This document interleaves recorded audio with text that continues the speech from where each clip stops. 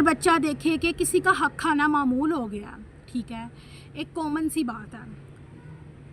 کسی کی چیز اٹھا لینا ایک معمولی بات ہے، جھوٹ بول کر بچ جانا بھی ایک معمول ہے، تو آہستہ آہستہ اس کے دل سے غلطی کا احساس ختم ہونے لگتا ہے کہ میں نے کچھ غلط بھی کیا۔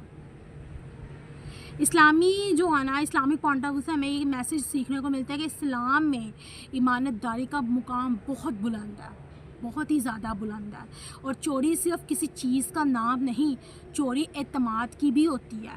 رشتوں کی بھی ہوتی ہے، اور کردار کی بھی ہوتی ہے۔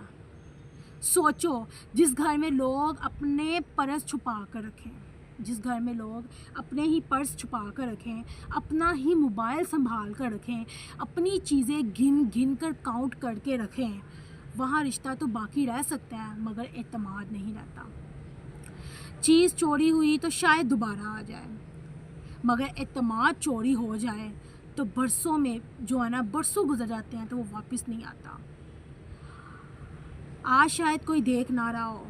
آج شاید خاندان خاموش ہو جائے، آج شاید لوگ شرمندگی سے بات بھی نہ کریں،